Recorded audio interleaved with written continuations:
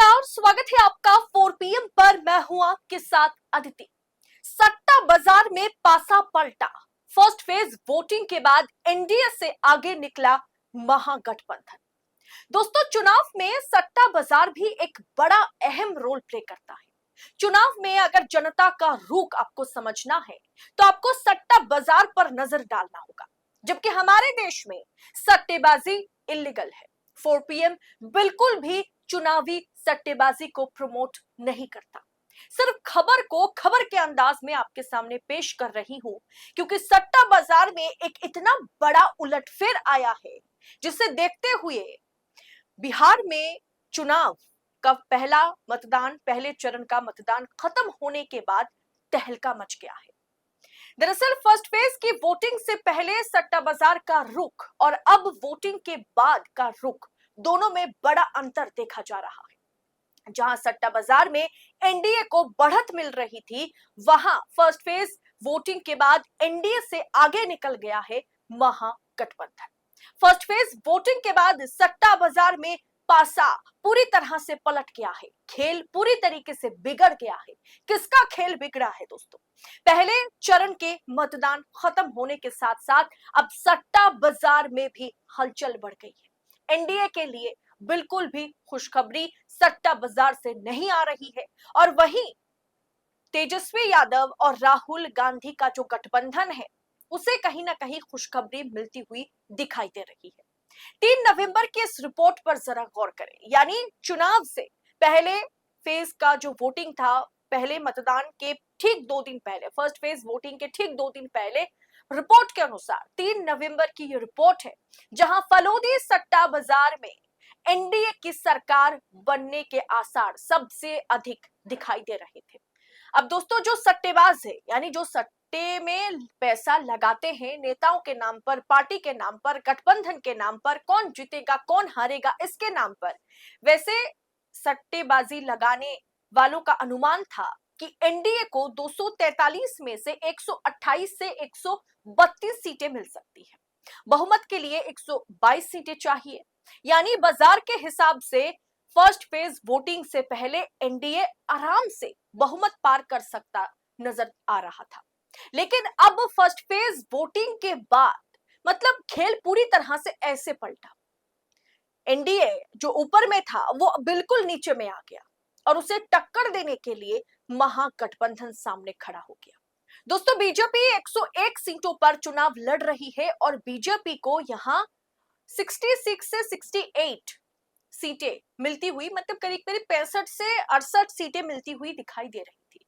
जबकि समान संख्या में लड़ रही जेडीयू को 54 से 56 सीटें मिलने की संभावना जताई जा रही थी। महागठबंधन को 100 से कम सीटें दी गई थी।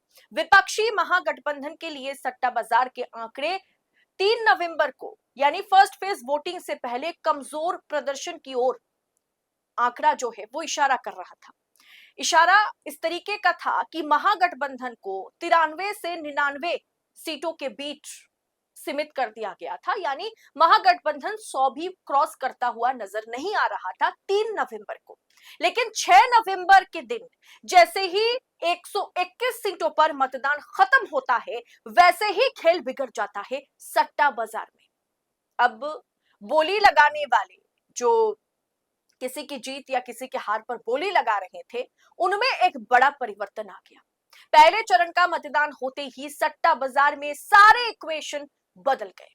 सट्टा बाजार में नीतीश कुमार का जो व्यक्तिगत भाव था वो 40 से 45 पैसे के आसपास था, और अभी नीतीश का भाव बढ़ने लगा है।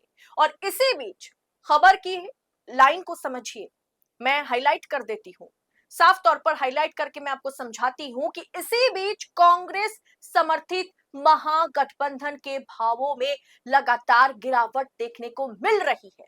आप कहेंगे कि नीतीश कुमार की भाव बढ़ रहा है, लगातार उनका भाव बढ़ने लगा और कांग्रेस समर्थित महागठबंधन के भाव कम होने लगे। इसका अर्थ क्या है?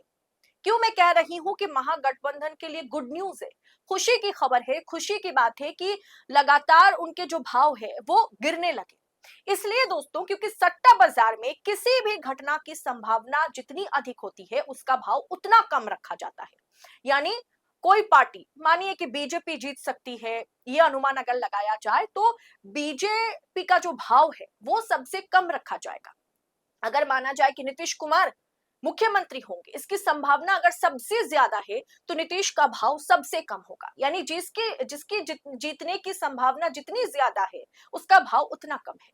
उसी हिसाब से सट्टा बाजार में नीतीश के भाव बढ़ने लगे और महागठबंधन, कांग्रेस समर्थित महागठबंधन का भाव जो है वो कम होने लगा है।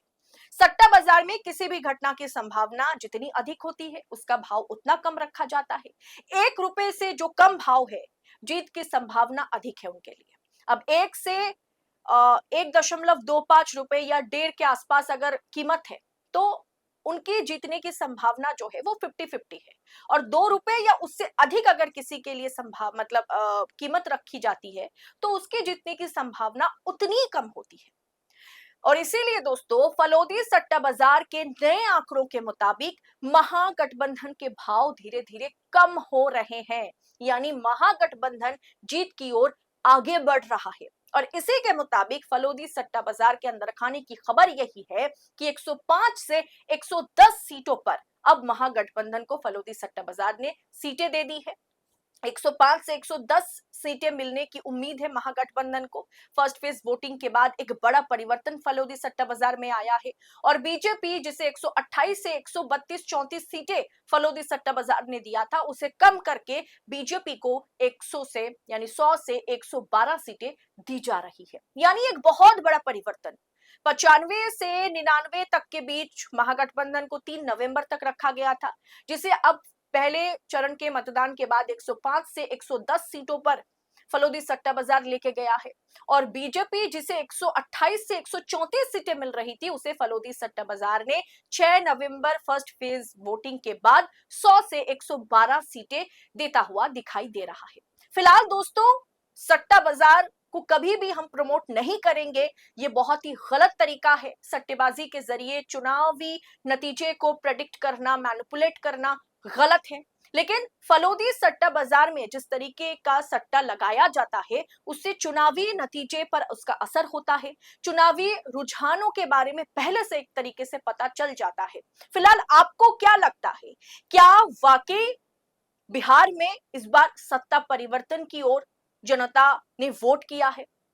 क्या इस बार वाकई बड़ा बदलाव होगा? और जिस तरीके से 6 नवंबर के बाद फलोदी सट्टा बाजार में पासा पलटा है, क्या ठीक उसी तरीके से नतीजे आने के दिन बिहार में पासा पलटेगा?